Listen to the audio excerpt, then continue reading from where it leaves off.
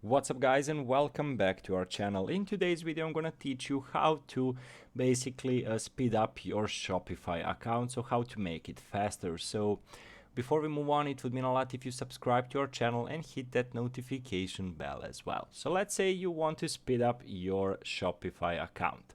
So first step is choose a lightweight Shopify theme.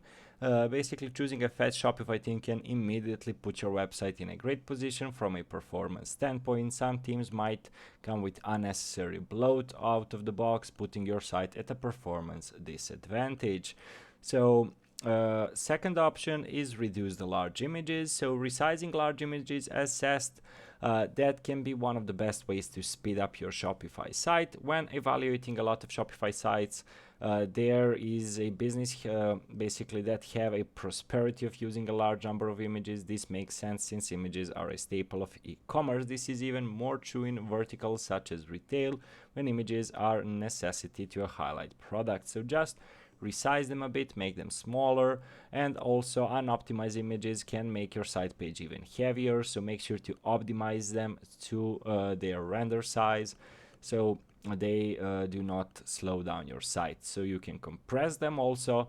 Images can also be unoptimized when they are not compressed. It's very common to see Shopify stores where no compression has been applied to upload images.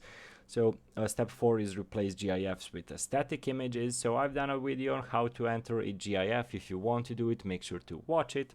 So if you do not want it, if your Shopify store is slow, make sure to change those GIFs and add a image which is static. Also, we are having lazy load images when running out of list of Shopify sites through page speed insight. One of the most common recommendations they found is defer off-screen images.